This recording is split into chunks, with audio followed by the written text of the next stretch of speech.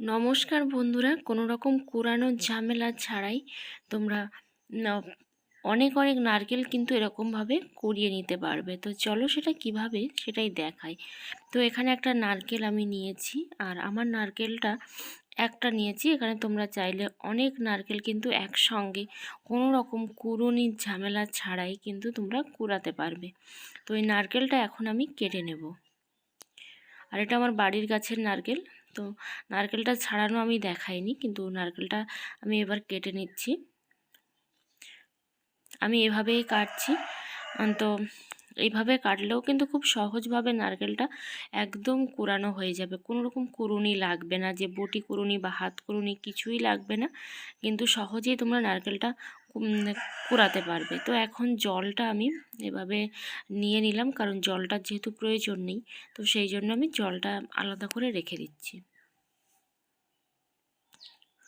আর এইভাবে একবার তোমরা কুড়িয়ে দেখো বাড়িতে, তাহলে কিন্তু নারকেল কুড়ানো ঝামেলা বলে কিন্তু মনেই হবে না। অনেকেই মনে করে যে নারকেল কুড়ানো ভীষণ একটা ঝামেলার ব্যাপার, যার জন্য কিন্তু নারকেল খাওয়া প্রায় মানুষ ছেড়েই দিয়েছে।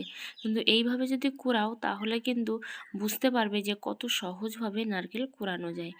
তো এবার আমি দুটো চাকা করে নিয়েছি, মাঝখানে দাগটা দিলাম, কারণ হচ্ছে এটা শুনে এসেছি যেরকম দিতে হয়।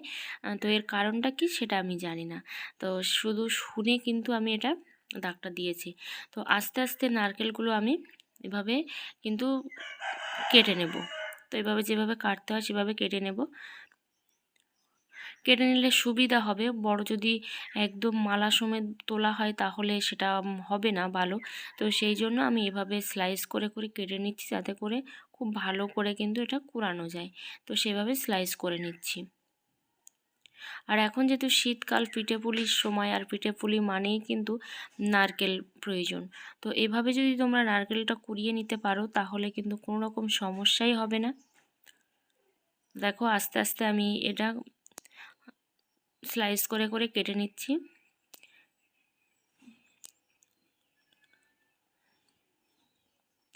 যেহেতু নারকেল একটু শক্ত হয় আর আমি খুব ভালো পারি না নারকেল কুড়াতে, তো সেই জন্য কিন্তু এভাবে আস্তে আস্তে নারকেলগুলো তুলে দিচ্ছে, যাতে করে আমার সুবিধা হয়। তো তোমরা কিন্তু অবশ্যই নারকেলটা এভাবে তুলে নেবে।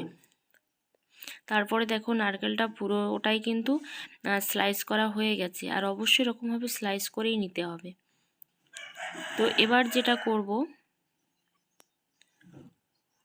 দেখো একটা নিয়েছি মিক্সচার জার। এই মিক্সচার জারের মধ্যে নারকেলগুলো দিয়ে দেব। তো তোমরা কিন্তু এখানে কিন্তু প্রচুর প্রচুর নারকেল এইভাবেই তোমরা কুড়িয়ে নিতে পারো কোনো রকম সমস্যা ছাড়াই। আমি এখানে একটাই কুড়াচ্ছি, তো সেইটাই দেখাচ্ছি তোমাদেরকে।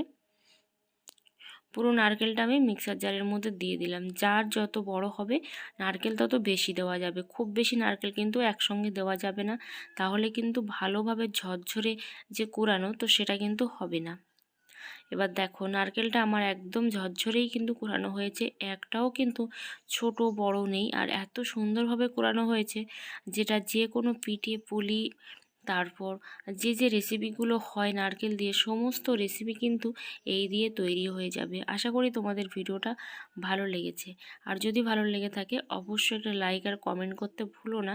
চ্যানেলে নতুন বন্ধু হয়ে থাকলে অবশ্যই চ্যানেলটা সাবস্ক্রাইব করে পাশে থেকো।